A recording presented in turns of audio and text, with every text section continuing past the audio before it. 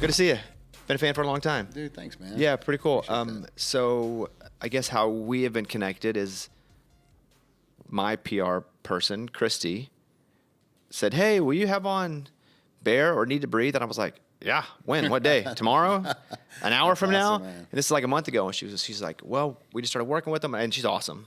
Yeah. And I was like, "Well, yeah, that's awesome." I didn't know you guys lived here in Nashville. Yeah, Does the 5 whole years. band live here? No, they're all over the place. And that's, as a kid, I could never imagine a band living in different places or Yeah. a wrestling tag team. Those are Yeah, like yeah, the two totally. things that I thought lived Right, together right. all the Right. time.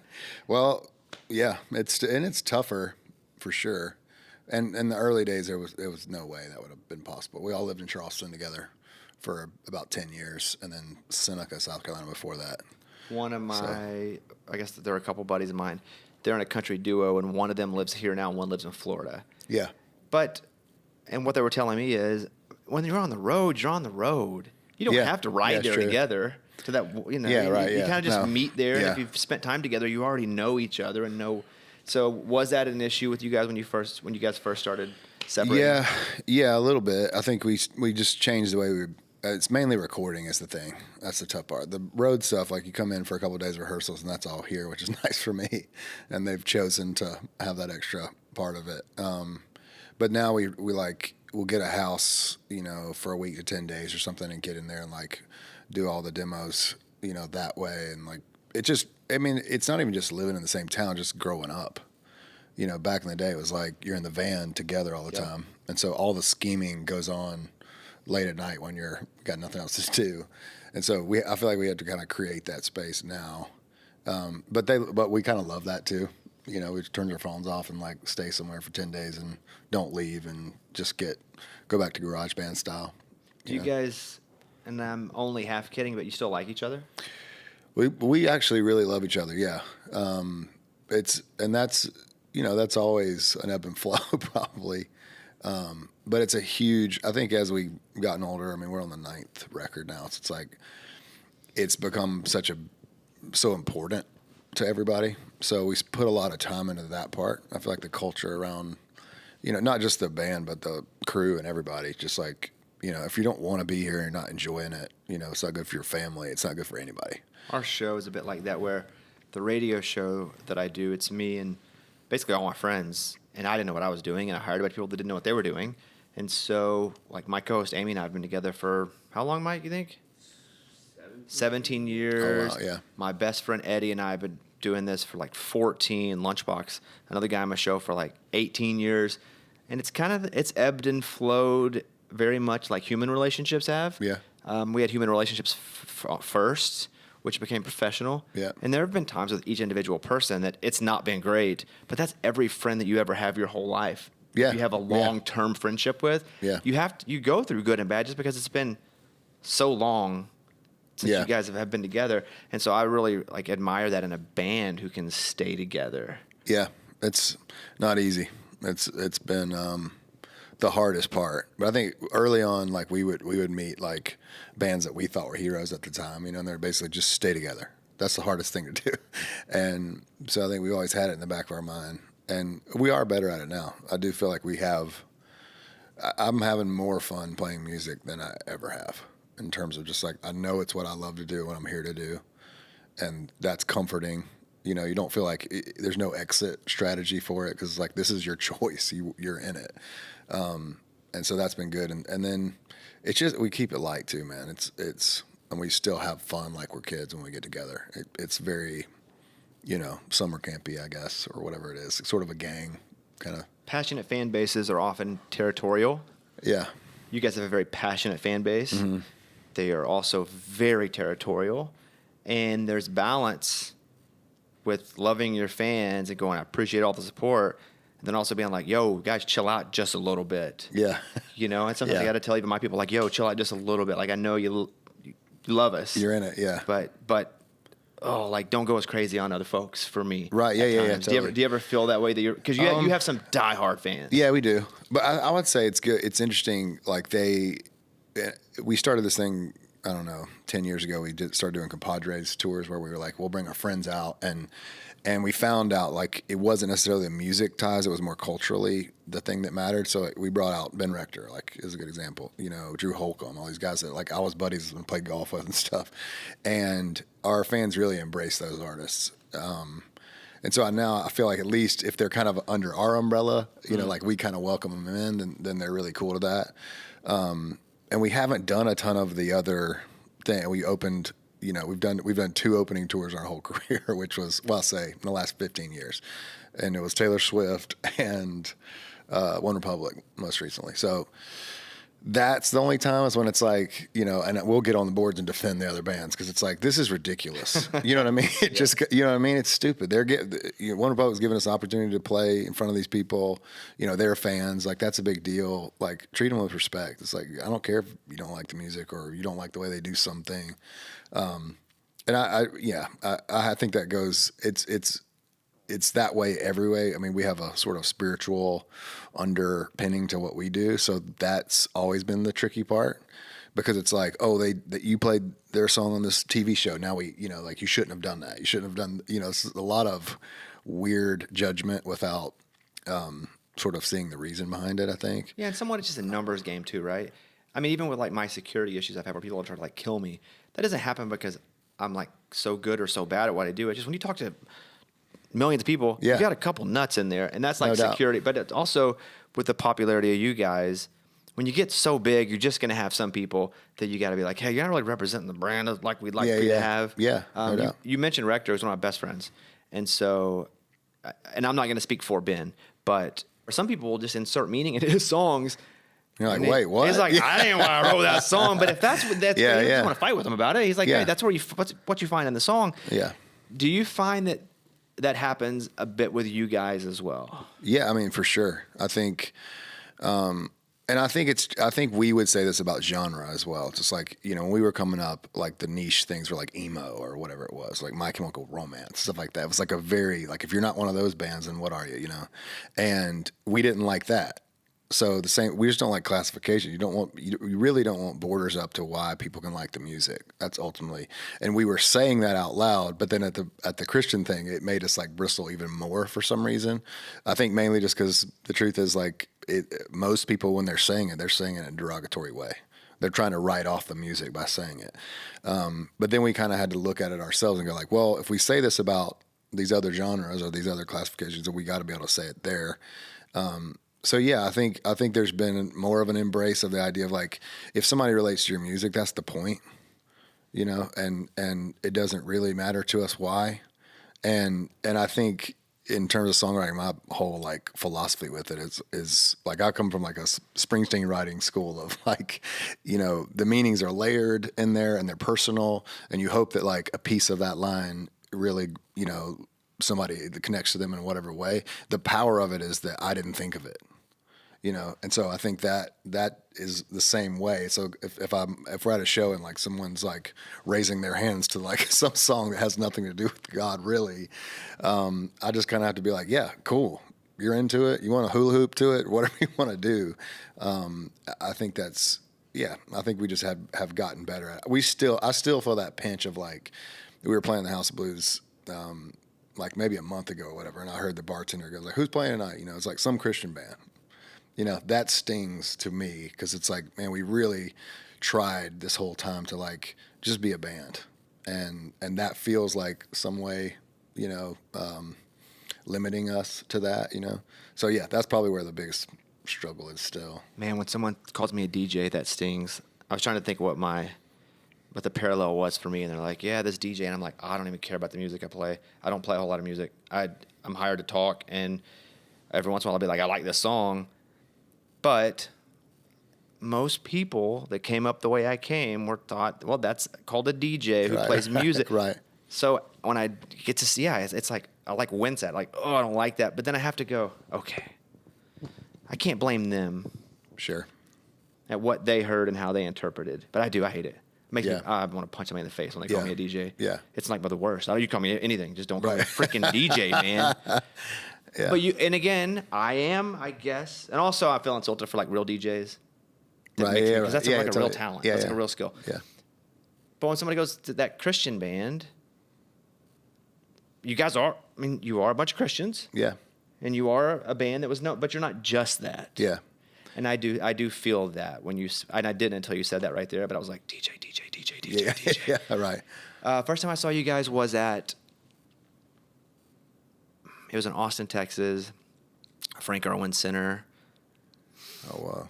Yeah, it's probably been 10 years or so. Yeah. And I hope this is not insulting.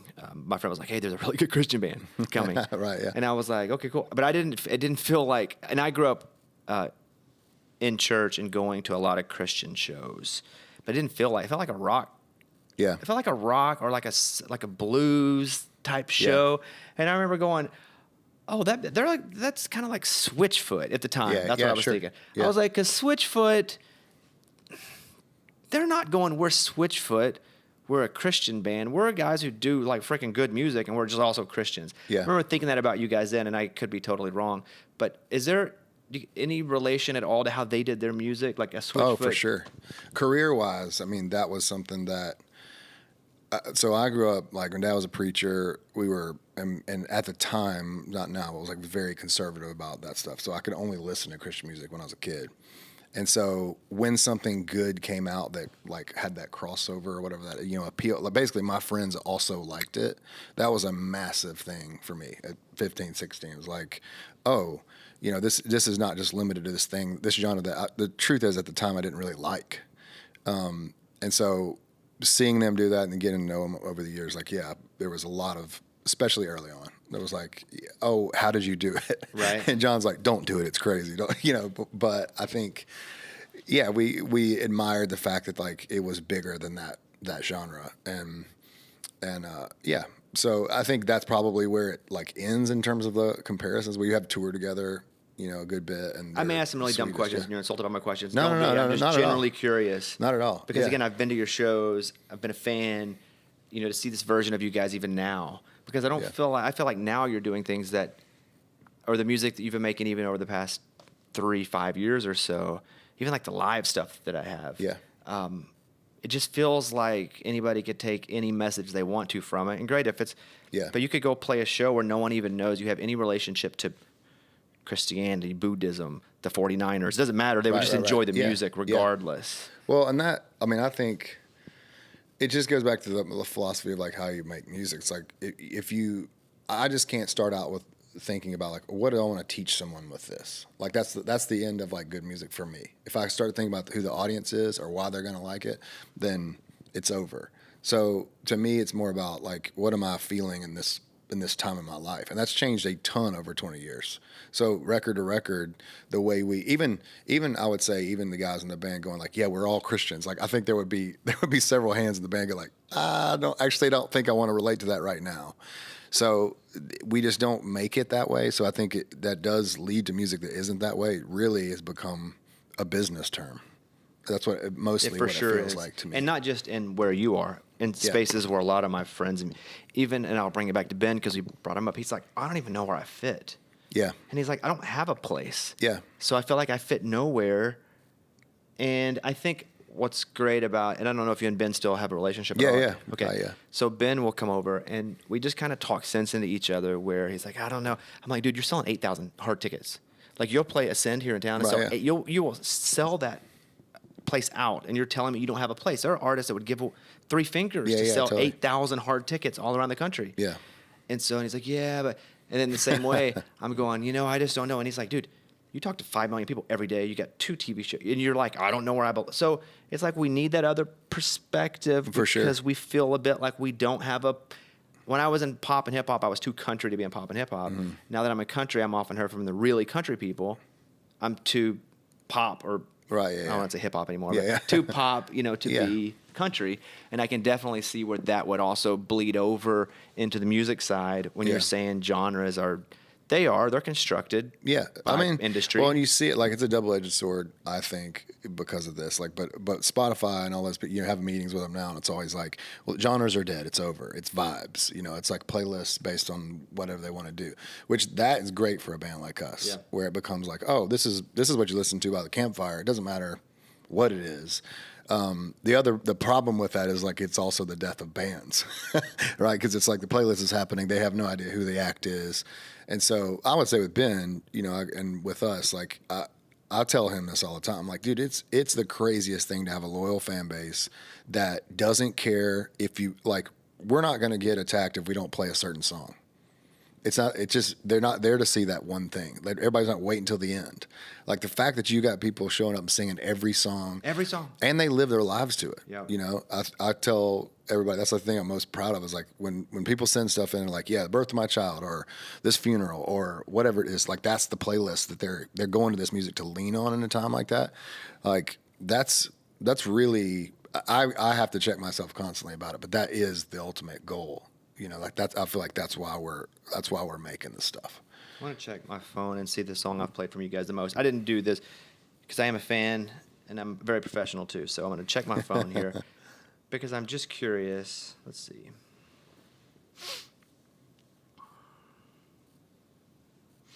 In my playlist, the song that I have played most, I know it's going to be live because I feel, let's see here. The live, because you guys did a whole live record. Yeah. That record was so good. Dude, thanks, man. That's the one and I always like the little bitty talking things. Not too much talking on a live record. Yeah. But I need a little bit of talking. Yeah. So I know that you actually were there. Right. Yeah. And really, because anyway, you go in a studio and fake totally. some stuff. And, yeah. I mean, you can even fake talking, I guess. Yeah. But the live record to me, because you sound, your band, you're so tight, obviously, but you sound so legitimate on the live record because there are a lot of people who shy away from doing something live because maybe that performance aspect just isn't there. Sure. And I think vocally on the live record, most of all, you really show that, just how good you are. Is there a different kind of vulnerability when you're recording a live record that's different than like Cage that's going to come out? Yeah. It's a different art form. I feel like we've always seen it as the one thing we could control. I think it was like early on when we signed with Atlantic first, and it was like, you're going to be the biggest thing, and then you're not. Then you realize like, oh, we've got to figure this out. And the only thing we could like get a hold of was like, well, if we can make this 100 people, 200 people the next time, and then kind of keep doing that, then you actually have a career. So I think we put a lot of weight into. I don't feel like I feel pressure about the live records at all because I really do believe like, and our fans know this, like. There's not nights off in terms of effort with us. There might be a night where it doesn't feel, you know what I mean? Just like anything can be going on. But I think in terms of, I'm incredibly proud of that, how serious we take it. Like we feel like every night is the night, and even the smallest ones are the most important. Did you do more than one live record? We have, yeah. How many have you done? I have no idea. More than two? No, I think it's either 2 or 3. Okay. Yeah. Well, the one, here, you ready to hear my songs? Yeah. Ones I've listened to the most? Sunshine? Yeah. Heard of it? Yeah. Okay. Well, it'd be funny if you didn't hear of it. I was like, wait, that's not me. Keep Your Eyes Open. Yep. Ever heard of that one? Yep. And Lay 'Em Down. Nice. Yeah, those are the ones that I've listened to the most. What would that say about me? Oh, up-tempo, positive. Nothing says me more than that. All right. Up-tempo, positive. Up-tempo and positive. I don't know what maybe that's what you need. You gravitate towards I think so, it. but I do love slow. My favorite music, though, is slow. Yeah. I love slow and sad. That's me, too. Because I also want to know, I need you to tell me how I'm feeling sometimes when I want to feel. Yeah. And I can actually hear the words. Yeah. Like I know melodies, but I don't really On know records, lyrics. that's what I gravitate to. I think when we're now, like if it were just me writing at my place, it's going to be like that pretty heavy ballad kind of stuff. But then making the records, you're trying to put yourself. I think we do it way more now than we ever have. Like we'll put pictures up of us playing live somewhere. Like we're constantly trying to go, okay, put yourself in the moment. What would you want to play in front of 10,000 people? And then I think that gets an energy level of because obviously you can't have a show where it's all ballads that people don't. That's my fun. perfect show though. Yeah. I just want to go and be sad and hear all the songs. My favorite show ever I saw was Bon Iver, and like that, it was so slow and quiet. And I was like, I think my heart rate just slowed down just listening to that. Like, I'm into that. But I do think there's an energy level. I love this. I played football in college. It's a small school, but like Furman, right? Yeah. This like sort of on 10. I don't like sports where you're like have to be passive. You know, like tennis is one of those where it's like, you know, if you hit it too hard, it's out. But like, so I don't like that. Like, I want to get. You're an aggressive fellow, are you? Yeah. Aggro when it's, well, I'm quiet. So when it's like, when I'm doing something like that, I want to just go full on.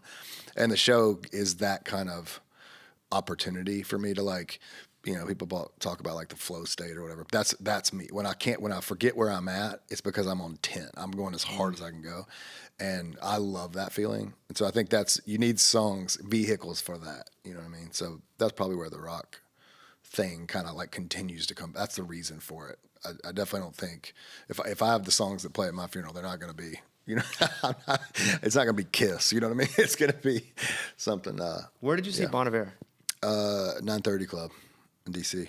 And so, I'm familiar. I can't say that I've sat and listened to a lot of his music, but when the Bon Iver Grammy situation happened, I listened to a lot of for a brief period of time, right? Yeah. Then he did some stuff with Taylor, and so I kind of experienced that. But I can't act like I'm a huge fan for a large period of time.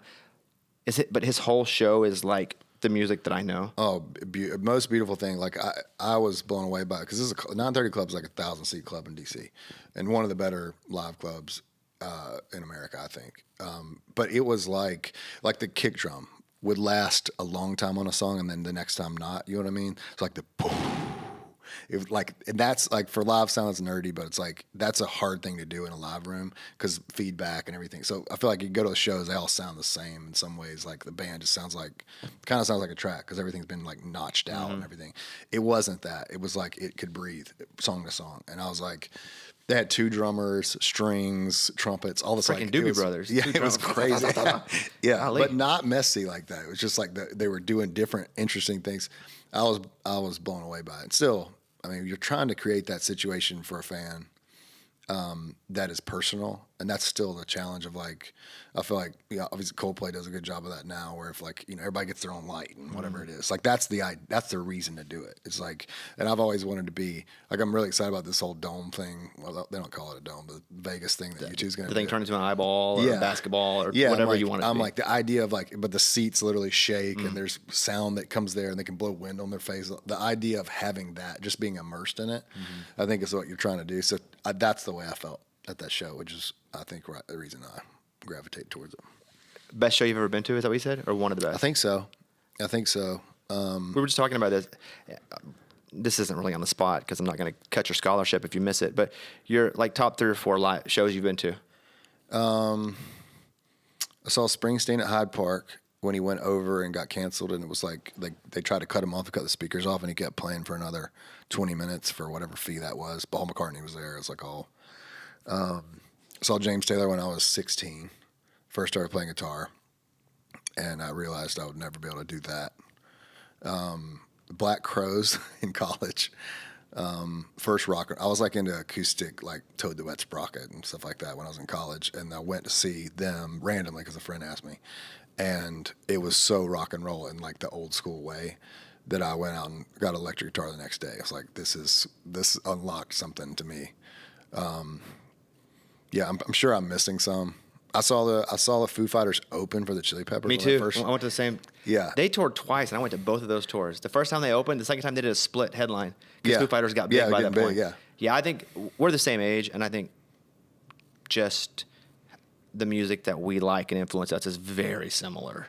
You know, from the artists that you're even listing here. But yeah, the Foo Fighters and the Chili Peppers, one of the greatest tours I've ever seen. It was crazy. I mean, and like I was a Nirvana fan, but I wouldn't say I was like totally immersed in that culture at that time.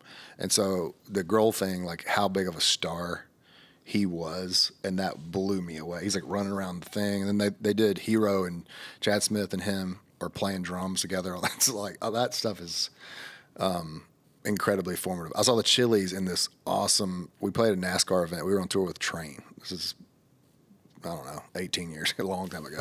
And we're playing the infield of a NASCAR event, but Chili Peppers played to the grandstand right before it started. And there was only like 300 people between the stage and then it was the track behind us in the grandstand, right? And they come out and do like 4 songs. And it's for TV, but it's like the most energy I've ever seen anyone put into a show in my life. And I'm only there with like 300 people. It was, I mean, I'll never forget the way Flea came, like this, just the it was palpable. You know what I mean? Just like that sort of. Anyway, that got me excited for a second to talk about. No, I think when you mentioned the Foo Fighters, for me, I'll use the word I feel bad, but Dave Grohl is such a monster superstar now for Foo Fighters, for just the Foo Fighters. But people so much want to talk about Nirvana with him. Yeah. When, by the way, he was like their fifth drummer. Sure. He joined right when Nevermind, that album was about to, and he was very much a part of that 3 or even 4 piece, if you include Pat Smear, with the band.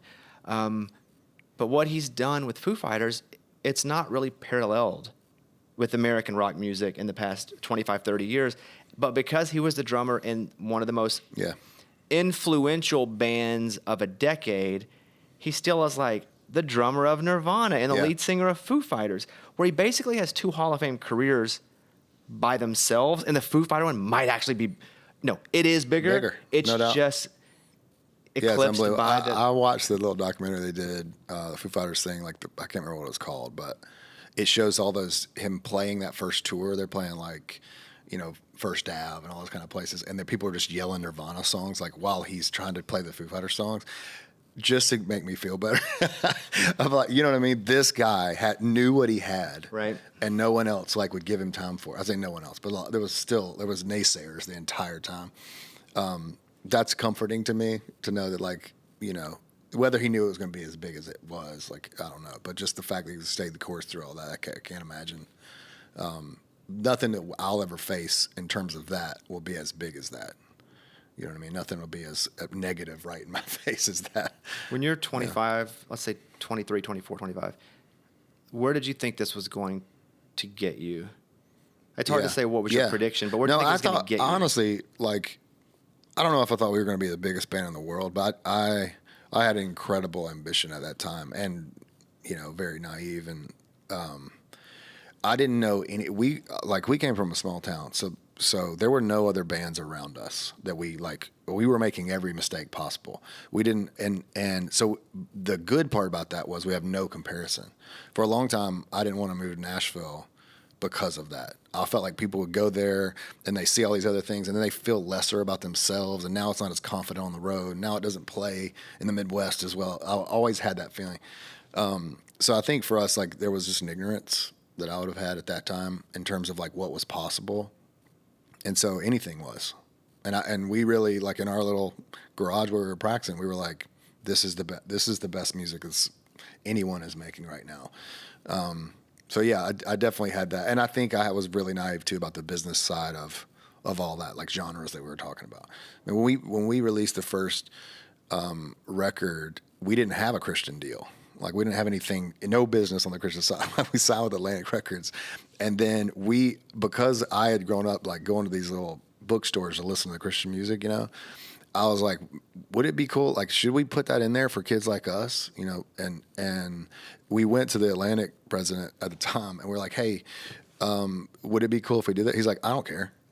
So, I mean, literally it was that simple of and then so we came down here to Nashville somewhere. It's like, hey, will you put this out? And then what happened was that first Christian single that they put out got bigger than the secular one did first. Now you're a Christian band. They planted their flag. I'm like, oh, wait. So I was just naive at the time about what we were getting into. We've learned a lot. But I think being naive, but also having huge goals, if it's the right mix, it works awesomely, because I was too dumb to know what I was doing too. Yeah. But I was smart enough to know that if I just went really hard at it, I was going to end up somewhere pretty good. Yeah. Because I know what I was doing. I had no idea what I was doing. Oh, yeah, totally. I love, well, I see that I've got little kids now. It's in that sort of blind, there's an awesome confidence in that. That's hard to get now. I think I have to really consciously get myself in a place when I'm making a record of not knowing what the limitations are beyond it, or how big could this record be? Right. All that stuff is really a work where I didn't have that. I walked into the room every day. It's we're about to make the biggest song in the world, and this feels good. This is easy. So I feel like we're always trying to get back to that level of blind confidence, which I do think it makes art better. How big an old boy are you?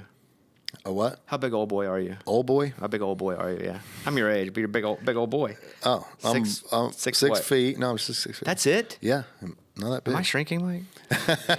Maybe it's the boots. Okay. Yeah, it's a boots. Or Up. maybe it's because I knew you were a college football player and I just expected you to come in Think and I was gonna be take bigger. control. Yeah. Yeah, but what do you weigh? 190. That's pretty good. Yeah, it's hefty. You still hit it pretty good. No, it's not hefty. That's good.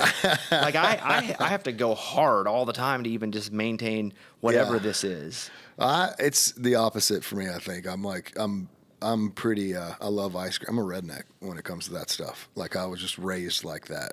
Pizza bagels and all that. Oh, so, yes. Same. So I still, had to have like therapy to not drink 4 or 3 liters of Mountain Dew a day. Yeah, yeah, Like totally. we can just That's it. sit in and Yeah, have a yeah. yes. And so now I have to kind of I have to take my breaks with that. And also, after I got done with playing football, working out was the last thing I ever wanted to do again. I wasn't. So I mean, I was a mess. I didn't. The first 10 years of our career, I was skinny, but like the unhealthy, soft kind of like. I've been fat skinny for different segments of my life. Yeah, Yeah, where I'm skinny, but you push me and it's like, that's not bone, bro. Yeah, That's yeah, like that's fat skinny. So you played wide receiver? Mm-hmm. Yeah. You good? How good a high school player were you? Good. I mean, all state or something like that. I don't know. Or something like that? It was a time when wide receivers were, this is too football-y for this, but. It's not. But it was a time when wide receivers were like 6'5". When Florida State and all that were really big, every kid was 6'5", 6'6". So, I got offers of D1 stuff, but it was all like Miami of Ohio or Rice or Duke or all that kind of stuff. And none of those teams were good at the time. And so the reason I ended up going to Furman was if I'm going to go to a smaller school, I might as well go to a good one. I had enough sense to if I'm going to get out of this small town, I probably need as many resources as possible. So that's kind of what led me there. But yeah, I think these days I would have had the pick. I was a good enough high school player and speed wise that I would have gone anywhere I want. You think? It's just it's changed. It's totally there wasn't slot receiver. I was going to say, whole idea. But you're like a high energy, high motor guy. That's what I say about white guys. High motor, right, know. Yeah. He really a lot of effort, big effort guy. Totally. Yeah. Well, yeah. I was definitely over the middle guy. I'll give you that. But really at the beginning, I was like a 4.4 guy. So I was outside speed guy. Golly, you could run a 4.4? Yeah. And I was track. I ran track at Furman too. So I was a fast guy really, but just that position didn't really Wayne Corbett and all those guys they opened that up. Jet receiver now and every special receiver, player, every yeah. team has a guy like that. It just wasn't the thing when I was playing. But Yeah, especially the slot. yeah, The Edelmans. yeah, it's small routes. It's Wes it's in space. Welkers that are extremely valuable, but can catch. But it sounds like you're faster than even those guys. 4.4. Edelman fast, played yeah. quarterback in college though, but Yeah. 4.4 is rocket. What Yeah. can you do now? Can you do a 4.8 now? I have race? no idea. I do not. wear the wanna boots, race. I'll wear these I'll tennis tear a shoes. hamstring if I race like that. Yeah, it's embarrassing now. Do you But play ball at all? What do you do recreation? I like golf. I'm getting into it. I've always been into it somewhat, but now I've Ben's one of those guys who's always He's annoying. yeah. Yeah. But when we toured together, we were really competitive at the time, and that I'm very guy's a proud of the fact that I took a lot of his money when he toured with us then. Good. Yeah. But now he would get. Yeah, me. he's really So, good. Yeah. It's annoying. It is. And I'm like, so he's like, no, I just started playing. I was like, what do you mean you just started playing? I play. I'm not as good at He's really good. Yeah. And it's stupid. Well, you start videoing your swing and all that. It's that's a different I do level. all that. I don't get any better. I got a track man in here. I ain't, Right, yeah. I ain't getting any better. We played a tournament at the same time. It was Chris Tomlin's charity tournament down at. Oh, 4 others. Was that Troubadour? That's it, down at Troubadour. Yeah, yeah. And I did this bit at the Opry when I was doing stand up over there, and I was talking about that. And I looked at the entire list, and I was the least famous celebrity on the list. It's a bad place to be whenever the people that you're with are like, when's our celebrity getting here? And you're the celebrity. I've been that many times. Well, it was me this time, right? So, and I was talking about that, and I was like, man, getting me at a celebrity golf tournament's like, going on a safari and seeing a horse. Right. It's like, you can see a horse anywhere, Right, yeah, totally. And Yeah. But I remember seeing you were playing that too, and because you have a name that sticks out, not a lot Yeah. of bears. Yeah, right. And then I remember seeing you warming up and you look like an athlete, so I didn't want to be your friend. I just stayed away from you completely because I like to be the alpha in my group. Yeah. And I don't think that would be it. That were the case if you were me. And so, are you a good golfer now? Can you play? I can play all right. I'm a 9 right now. Okay, you're better than I am. So, I'm an 11. That's okay. That's playing. My thing is like, you want to be able to play fast so you can play with people. I think that's you know what I mean? But now I've got too many of my friends have gotten good. And that's. But too many of your friends have too much time. And I'm too competitive. Yeah, I know. Me too. I hate everybody. I hate myself when I'm playing golf. Right, yeah. I hate everything. Yeah. But I keep going back because it's the one thing that I want to get better at that I really don't. I can feel like I'm getting so much better. And then I go out on a Tuesday and I'm awful. I'm like, wait, what just happened? So it's a mental thing. Yeah. Everything for me is so team, I think, is like football and the band thing is very much like that. That golf for me, I like playing by myself almost the most. And it's because I'll actually celebrate a shot when I'm by myself. I'm quiet with other people. I'm never going to be like, but if I'm by myself and I hit a good one, I'm like, Bear, yes. I'm like, you know what I mean? I'm having a moment with myself. It's like therapy to me. It's like finally I can applaud myself or something. So I do like that element of the singular. There's no one to blame. Do you get, I'm going to use the word flat because my wife doesn't really care, but sometimes if I'm going to go play a quick round, it's still 6 hours before I'm back. Yeah. You have kids. I don't have kids. I do. Is it ever like, yo, dude? Yeah, sometimes. Honestly, so this is true. Like a couple years ago, I was at a therapy session. He's talking to me about all kinds of, like, what are the activities you do that give you life and all that kind of stuff. And I literally was like, well, I've been playing golf by myself recently. And he was like, you should do more of that. And I came home and told my wife, and she was like, I'm in. You should do more of that. So maybe you should use that. You know, maybe that's it. Yeah, doctor. Doctor gave me this note. I mean, you just said if I'm gonna be well, good husband, this is what it takes. So she's like, no, you wrote this. Yeah, but trust me, trust me. So the new record is coming out in September. So Caves, I don't know. Give me what. Why caves? Is there some sort of deeper meaning about caves? Yeah, I mean, I think it's. More and more I understand this, like, because it's so cyclical, like when you're working on a record, to me, the artist's job, at least, you know, as I see it, is that you go into this sort of subconscious place and you're trying to, like, you know, I'll use the word universe from it, of like, you're just trying to like receive and process this information, and you try to stay there longer than most people would want to. I don't buy into the idea like you got to have a crappy life to write good songs. I don't buy into that at all. But I do buy into the fact like when those things happen, you need to marinate longer. And so that's what the cave represents to me of kind of like, it's really, the song is, you know, the line is coming out of the cave. That's what it's really about, of like, okay, we've spent this time together. We've processed all this stuff. We put it on paper.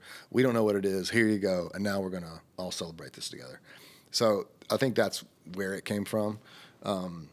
And then, yeah, the record is really interesting. Like, we've always had a chip on our shoulder, I think, because of being from a small town, all the Christian thing, all that. I feel like early on in our career, it was like everywhere we went, you know, we just had this angst about, like, we're about to dominate this. You know, like, just look, and I feel like this is the first record, in my opinion, where we were able to get out of our own way in that way. Because when I look back and I go, wow, I can see that sort of like ego thing dripping into this song. It has no place there. It's not serving this song at all. And so I think when I hear it back now, that's the takeaway I have from the record, which of just like, there's a little bit of a freedom there. It's thankful, which is different for a rock band to say, probably. Just in the sense of like, we get to do this. Like, we get to put this stuff out into the world, and people appreciate it at whatever level that is. I think that's probably surprising to me after all we've been through, that like we still have the opportunity and the sort of creative freedom to do it. Are you surprised you guys are still together? Yeah. Now I can see it going a lot longer, which is crazy. But there was, 10 years in our career, we had just an absolute meltdown of all kinds for probably 2 to 3 years of just like personal relationships are going to crap. Everything in the band, it's like my brother was in the band at that time, and it was really rough. And both of us were not good humans anyway. You know, at the time we were just like really struggling with all kinds of stuff. And then, so it was separate dressing rooms. There's no encouraging word before the show. It is just get through it, whatever it takes. At the same time, you have this crazy ambition driving everything. That's not feeding the art at all. It's absolutely like, if we go harder, you know. So yeah, I think it was a time there for a while. Like, I was sure it was over. I was just like, well, we'll just play this next tour and see how far it gets. So I'm surprised. I was talking to Kix Brooks, who's half of Brooks and Dunn. He was talking about playing a show, and him and Ronnie weren't getting along, and they had just been, I mean, they were killing it. They had 20 number ones. They've been doing it 15 years or so. They just were not. Like any relationship, like I mentioned earlier, it's not just a band. It's my friends that do a radio show. It's husband-wife relationships. Anything has to be nurtured, and you have to go through the bad times to make the good times even better. And it's a lot of survival. And he was like, we just don't want to do it anymore. Merle Haggard was like, hey, don't be an idiot. Like, you see all those people here?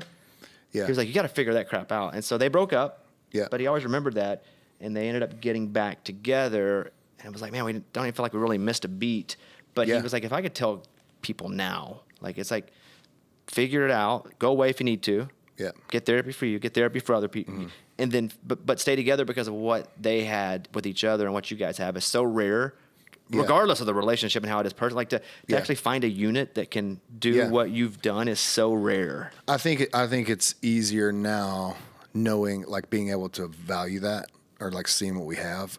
There was a time there where it felt like, you know, even though the thing was big, there was like some other future thing that we were trying to be that we weren't yet. So there was always this like frustration that I don't think I could feel back then that I feel now. So it I mean, it's part of this aging, obviously, or just like kind of getting some perspective. Do you feel like TikTok's been good for you? Not so far. I don't hate it. I think of it as like the new, like when I think of like what was the Wonders movie? What was that? The one, like Tom yeah, Hanks. Tom Hanks. It was like, the Wonders. Yeah, that thing you do. Yeah, that thing, that's it. So like when that song plays on the radio and they go running out in the street, like our careers changed. That's happening out on TikTok, you know, and it not just the bands like this Noah Kahan thing that's happening. I feel like this kid in town, Steven Sanchez, like I'm watching actually good artists be discovered that way. Yes, there's a ton of other crap on there too. But I do think that's incredible, and that's going to drive art in the future. It just feels like to me like a kid can go like, it doesn't matter where I'm from, I've got a chance. If I got something to say and it connects, then this is a vehicle to get it there. So I don't hate it. And it doesn't matter what genre you are either. Noah Kahan's a great example. What is he? Bluegrass? Acoustic? Singer-songwriter? Yeah, folk? Like, is it? But he's just so good. Great. Yeah, and it just like speeds that process up so much. It's like then it becomes like who the label is and all that. Does that really matter? Yeah, totally. Like, but we came in. It's so like when it was like the beginning and everybody's just doing dance videos and stuff, and that was like so off-brand for us. Like even smiling was off-brand really at the time, and I was just so the idea of like, you know what I mean, just like, oh, we're gonna get on and make a cheesy video. It's gonna undermine everything we've said and done up until now. Now that it feels like more creative in the sense at least we can put the music on there and stuff, I don't sort of mind that part. But like chasing algorithms and stuff is I mean, it's not for me. You know, it's definitely somebody else's job. I can't. Yeah, I agree. And I think the people that end up setting the algorithms are the ones that don't chase them, right? Mm-hmm. But when I think of you guys as music, I can just see a lot of people finding you guys and enjoying it with no expectation because you're just swiping. I mean, there's an artist that I love, Jackie Vinson. Mm-hmm. She's a blues artist from Austin, Texas, and I watch her videos and I'm just blown away, right? I would have probably not discovered her other than it's kind of like the other music that I listen to. Yeah. And I didn't have to know much about her to enjoy what she does. Mm. And I can feel that with a lot of artists where it doesn't matter if you know what kind of music they're doing. What does that even mean? What kind of music they're doing? Yeah. It's just a place where if sonically it kind of fits into what you already like, I could see you guys like really, really thriving in that space to people who like, I don't even know how to explain your music, but like really authentic, instrument-based, strong vocals type stuff. Yeah, I think that's we're trying to learn the language now. It's like when we first got into it, there was, you know, you get these partners to help you do it. And it's like now you're doing exactly like some other artists did. It doesn't work. And so it's the same way your live show is or the records are or whatever. You're trying to get a voice on there. And I think for us, that's probably the period of time we're in, where we're kind of like beating up the people that work with us on it to go like, dude, if we're going to do a good acoustic version, put us somewhere good. And you don't need to record this 97 times to get the good. Let's just get one great take of it. That'll take 5 minutes. Let's put that up like that. So I think we're just struggling with that a little bit, but we're certainly using it more and thinking of it more as an outlet than we ever have. This record you did in 2 phases, am I right? One, Utah, the other... Yeah, Minnesota. Yeah. Why?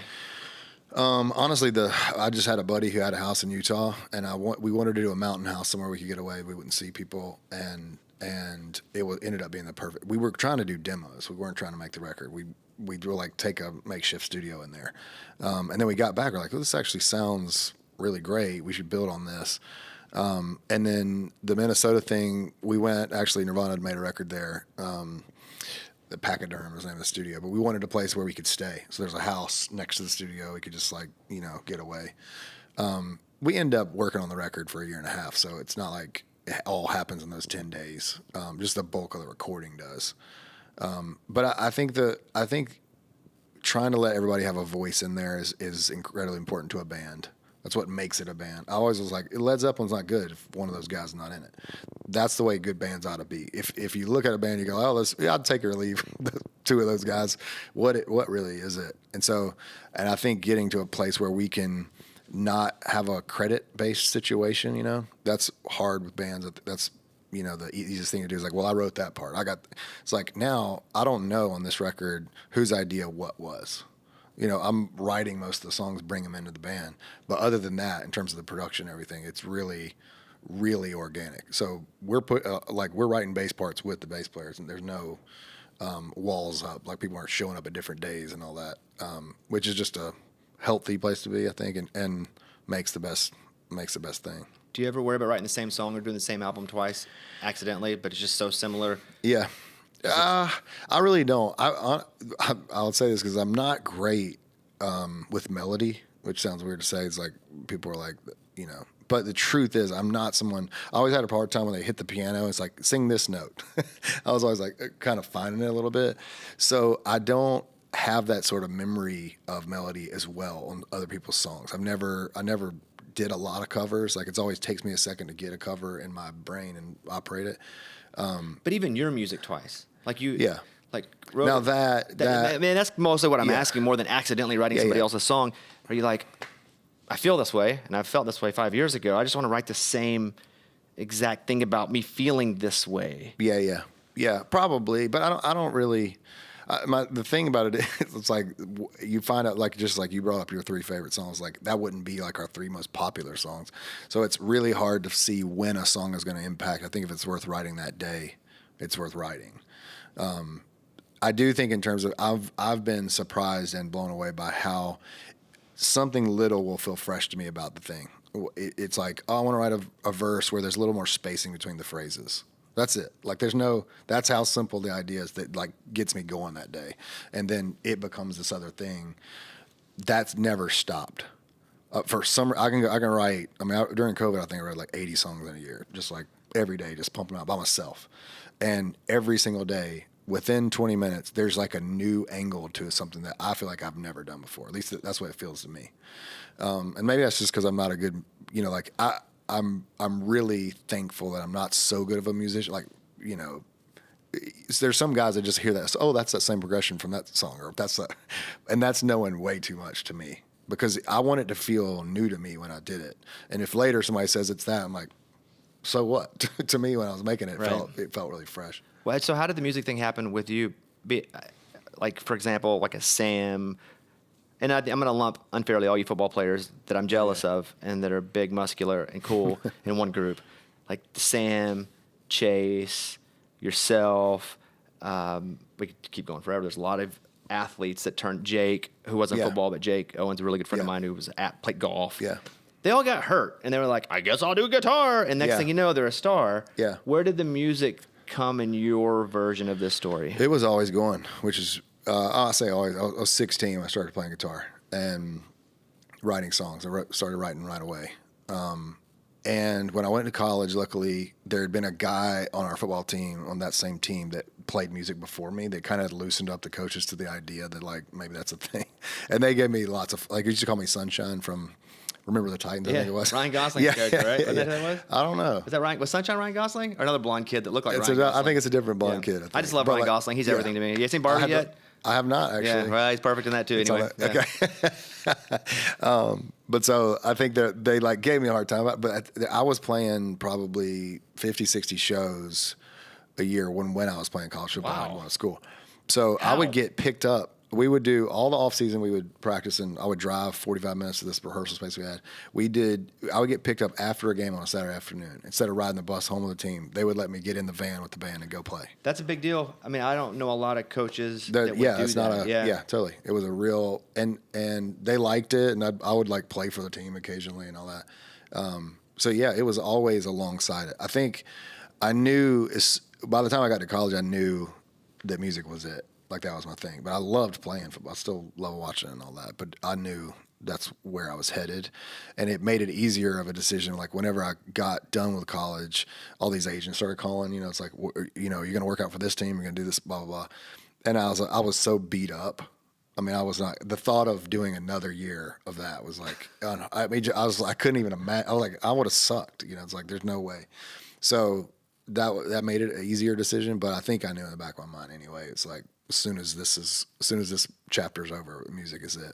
Did you put that competitive drive? Because obviously your body's hurting, like you said, or just worn out, playing football that long at that level. Do you take that competitive drive and just go, now it's in music. I shall put it here. Yeah, and in really good and bad ways. Like, it's still great. Like, I feel like in the show, I feel like we go hard, and I feel like I come off the same way after a game, like the same. I feel like that after a show. I just feel like there's just a physicality to it. But I used to make the band watch tape, like when we first got to going, and you imagine, like, that's funny. Yeah, I mean, you're drawing the circles. All right, seriously, it was like, see that bongo solo? That sucks. Like, it was very, like, but it would put these guys on the spot. Like, wait, I'm just, like, we made $20. Like, what are we doing here? So but it you was way too serious. As funny as it is, like, you're literally using I was that driven to get better. Yeah. And I think that's the thing. Like, art obviously is a different thing. So there's a care and sort of, time it takes to do it that you don't, get to explore in football. But so good and bad. I had to learn those lessons early on about, like, when to push and when not to. But I would say that we definitely have that mentality when it comes to rehearsals and shows and all that kind of stuff. We're carrying a lot of that in there. I played football too, probably better than you were. But anyway, I was our football coach. He finally discovered he could take a marker and actually write on the TV. And so he'd draw. The first time, it was like, discovered the new world. Because he did it, and he was like, oh, God, wiped it off. He's like, oh. Now we have a weapon. Oh, it was the worst. Because, for example, I played wide receiver, and let's say I missed, like, a crackback block, right? Yeah. Okay, so I'm supposed to take the linebacker out. Fine. I missed the block. So he'd circle me on the screen, draw the arrow. Why didn't you do it? Rewind it. You're doing it again. Rewind it. You're showing the same play over again, man. Right. Yeah, I'm not doing it over and over again. I messed up one time. Like, freaking relax. Yeah. It was intense in college. I remember we had the whole team on Sundays after a game get in a film room, and they would do special team stuff. And that's where, like, that separates men from boys. Like, running down on a kickoff and that kind of thing, that is bad news. It's like, and if you avoid a collision for some reason or miss the block or whatever, so he had a laser pointer. He would do that, and they would make that guy stand up. Right, the whole team's in there, 90 guys in there, and he would like, do you think you're earning your scholarship? You are better than this? Don't you think? Do you think you're better than this? Do you think you're worth standing? I mean, that kind of, like, he would just give, and I'll never forget that. The discipline part that you were talking about too. You say art, you handle it differently, sure, but some art is not disciplined, and I think I was able to bring a lot of discipline from me playing sports into a creative field where maybe my touch, I wasn't as gentle at times, right? But I definitely, even though I was a little too rigid, I definitely had discipline. Yeah. Right. So I got the benefit. Yeah. Much like you're saying. It comes down to me, it comes down to ownership. Like, there's just, I mean, that's culturally not very, like, a thing right now, it just seems like. But I was always like with them, dude, if you make a mistake in there going full speed and it's not mental, no one's going to be like, but come back and be like, I blew it. Here's why. Won't happen again. You know, it's like we have that sort of culture where guys like feel like I can lean on, we're all going out here together. And it's the same, I tell the crew guys that all the time. Like, this is such an important thing what we do, because in that night, nobody knows you played the night before. They don't know that this is a small show. They all that kind of. But if we all go out there, spend all this money, the buses go there, and then the mic's not plugged in. Yeah. You know, that's where it's own your job, do your thing, and yeah. So I think it's definitely beneficial if you can do it in a gracious way, in that way where it's like, I'm not browbeating dudes because everybody, you make mistakes in shows, like that's the way we laugh about it. But if it's a mental thing or lack of preparation, then I've got problems with that. I would agree. Know? I think the same thing with my crew. But I wasn't good at dropping a ball and then forgetting about it. It took me a couple plays. Could you turn the page quickly? No. I think I could play through it, but I still, when I wake up, when I think about college, that mostly I think about that. I think about the 2 or 3 plays that I wish I had back. It's almost like social media too, where we only look at the 2 or 3 really negative comments instead of the 500 awesome ones. Because I'm guilty of that. Going, just instead of allowing the love, which I shouldn't really invest. I don't look at comments a lot. I do occasionally. But it's the same thing. Like, it rips your heart out. It's ones I remember, the bad ones. Yeah. And I should either look at it objectively and go, let's look at the percentage of how I should feel right now. Right. And if the percentage says I suck, then I should really feel that way. Yeah. But I don't. In the same way that you just said, you still think back mostly about that. Yeah. What does that have to say about us as people? That part, obviously, because I don't have to play football anymore, it's not one of those things like really, I feel like lives with me in a bad way. If you look at the comments though, you see bad ones that stick with you? Those really will hurt for a bit. And I have to almost not do it at all. I mean, because inevitably it's what taught me this even more. It's like, so during the COVID thing, we had one of the first tours after that. And the thing like sells great because of that. There's all this anticipation, not like now when everybody's out at the same time. This was like a window. It's the first time we played Bridgestone. Like I was like, this is, and I was reading all the comments, and it was all about mask, no mask, mandates in this city. And it's just like getting slammed. How could they possibly? They say they're this. It was just terrible. And then I would play the show and be like, if I hadn't read that, I'd have zero clue that exists. It's such a small percentage of the people out there. So I think that was freeing to me after that experience of like, because I was really going to that tour just every night, just feeling this sort of crazy weight about, have we made the right decision? Should we be out here? Should we be doing making some sort of stance? That like, no, we should be playing because that's what we do. Mm-hmm. Like it's giving as many people the opportunity to see as can. So yeah, that helps. I feel like I've taken that into consideration, at least as we're touring now. Helps kind of take the sting out of it. The last thing I'll say about this, there's a, he's a sports talk guy, TV and radio. His name's Nick Wright, and he talks about how he doesn't go look at comments anymore because he doesn't want to go and feel worse or feel bad for no reason. Because that's the only place he goes where people tell him he sucks is right online. Like he can look at every other element of his life. People are not at the airport. Right. Yeah. He said the only time I ever feel like lesser than is if I go searching into the comments. He said, so I just don't do it because there's no benefit for me there because I'm not going, hey, I'm asking a question. Please give me constructive criticism on this. He says, there's nothing constructive there. So I stay away from it because it's just not healthy for me. Yeah. And the only place that makes me feel worse is in that section. Yeah, I think I think that it's easy. I can't remember the quote. I heard a quote the other day about the idea of like it's easier to buy this sort of to get into the bitterness and buy this dark story, which it really isn't a dark story. Like that's not what we're living. For some reason, we attach to that part. And I have this thing. I don't know if you do, but like the good compliments don't help. I agree. When I look at those, I'm like, yep. That's a yes. That's a yes. That's like expectation already. So now the first one that actually does anything triggers me at all is the negative one. That's a good point too. I'm like, am I really walking away from this feeling great about how everybody loves the record when they say that? Like, I don't even take compliments from my wife very well. Yeah. Because I feel like, why are you telling me this? Yeah. Like, you don't. My wife does not think I'm that funny. I think she did, but now she's with me all the time. And I think she's seen the Dog and Pony show a few times, so it's just not that funny to her anymore. Yeah. Where she's still so funny to me, and it's annoying. In your relationship, does your wife still like to hear you sing? I think so. But it's definitely like going back and forth. I've probably written her like 20 love songs over my career. You know, like, I mean, literally, you just every year or two, you're like, I'm going to try it again.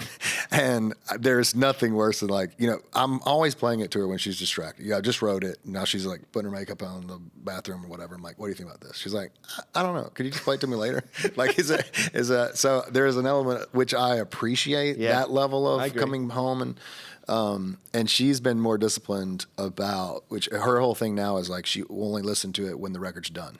She's like, no demos. I don't want any of that. Don't tell me, because then I'm just going to be pissed that it doesn't sound like that on the record or whatever. She gets demoitis for you? Yes. She's like, I needed. Yes. She found some like, so now she really, it's really refreshing to me. When we do put a record, when I hand her the like sort of finished copy, she spends time with it way more than me. And she's incredibly encouraging about it, which is awesome to like see what a real fan's experience is of that. But yeah, she doesn't think we did an interview recently together and she was like, we left. She was like, it's so weird that they think you're cool. She was like, the way they're talking about you, like you're interesting or something. So that's what it is. Final 3 questions. Just staying on this, what I do really like about my wife is that I know what she's going to give me is always her truth.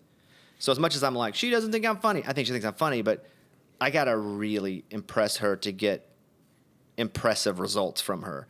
And as sometimes irritating as that can be to me, that's what I want. Like, I really want that, because I don't want her, oh, that's really good, when she thinks, oh, it's really not that good. Like, I need somebody to be that person. Yeah, it got to mean something. That I can go to, and if they say it's good, I believe that it's good.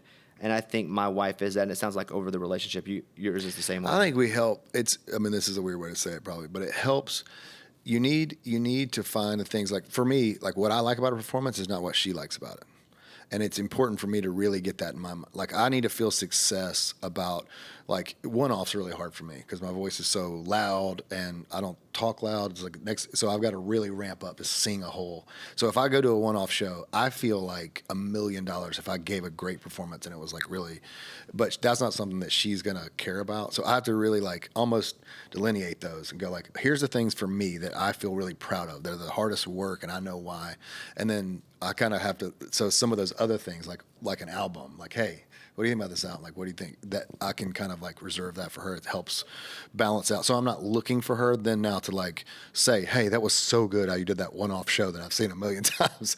You know what I mean? I've got to like celebrate my own sort of victories in there. Question 2 of 3. I don't know, you're going to put any music out? And I know we talked about genres, but will you target anything toward any traditional genre-based that's not Christian? Probably. It remains to be seen a little bit, but I think we put a couple of country artists on the record, and that's because there was a time like, you know, a few years ago I was looking at like the Coachella lineup, and then like totally blanking on the name, Stagecoach. I was like, we would much rather play Stagecoach than Coachella. Like, it just doesn't even. So I was like, that doesn't make a lot of sense. And when I moved here 5 years ago, all these country artists came out of the woodwork of like, hey, I'm a big fan of the band. And that blew me away because I was not aware of that at all.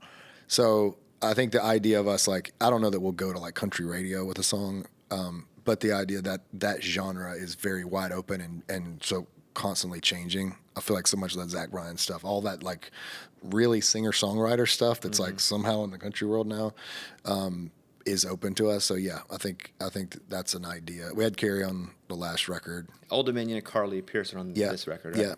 Yeah. I mean, there's not completely sonically, at least not vocally. But I mean, you guys in Old Dominion to me have similar. Yeah, we met them doing the Allman Brothers cover thing in New York.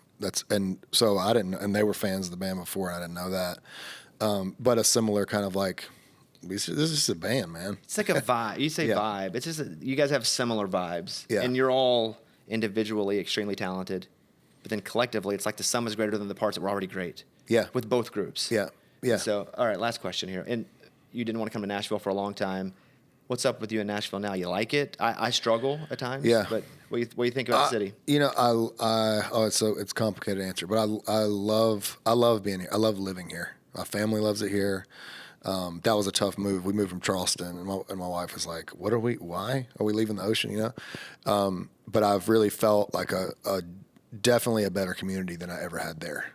And so many of my friends I probably already lived here. You know, that was easy. The ease of like traveling has been easier. It's really interesting to me. Like, you know, the Broadway scene is not my scene, obviously. So there's certain parts of the pockets of the city. You know, even how like staunchly conservative it is at times. That's a little like, I'm like, that's abrasive to me. But what's been surprising, I think, is that when I signed a publishing deal when I first came here because I was going to like write some songs for other people. And I was like getting into these writing rooms and realizing how soulful the writers were. That was surprising to me. Like meeting like a Natalie Hemby. I was like, I can actually give her a piece. Like I can bring this in and trust that she's going to. And so I found more and more and more of those people here. And that's really surprising and fun. And then you put in the fact that like the talent level and the hustle is cool to me, because Charleston, I mean South Carolina in general was like very much like, well, go here for vacation. It's a brunch spot, you know. It's like the fact that you can run into people that are just really trying to make it all the time, and they've got a million things going. That's exciting for me. That's definitely where I want to be, you know, at this point in my life. Well, look at us, a Christian artist and a DJ, just chopping it up. Both want to slap anybody who says that about us. A big fan, really, big fan. Yeah, thanks, man. Really looking forward to the album, September 15th, and I think are you guys playing the show? Are you guys going to come play the show? Do we know that? I don't know. I heard that that's possible. I heard that's possible too. I guess you and I are like the same. We're We're like, yeah, I don't know. are. I thought we're like, somebody said possible. I don't know. Yeah. Well, big fan. And are you guys playing in Nashville at all? Yeah, Bridgestone. I wish I knew the date. You are doing a Nashville show? I'm actually are, up to date. Yeah. That's cool. Yeah. Well, I will act like I'm going to come. Okay. Yeah, I don't know if Okay. I'll be there. I'll just say it though now. I can't wait to be Someday. there. You'll Yeah, catch yeah, it yeah. next 10 No, I've years. been. You guys are awesome. Live, Thanks, man. like, and that's probably why I'm drawn so much to the live album. It's all coming to me now. I've seen you live, so I think that's why I'm drawn to the live album so much. Yeah. I had a breakthrough right here, a therapy moment right here about Need to Breathe. You guys check out Need to Breathe. It's just as they spell their band on Instagram and TikTok, Need to Breathe. And if somebody spells it in lowercase, do you also want to punch them? No. That was a total marketing move at the beginning. We thought it looked better, and then we realized that on a festival lineup, it would show up biggest. It still does. Yeah. And it was It's a good brilliant. Move. It's a good move. Yeah. Very good to talk to you, man. You too.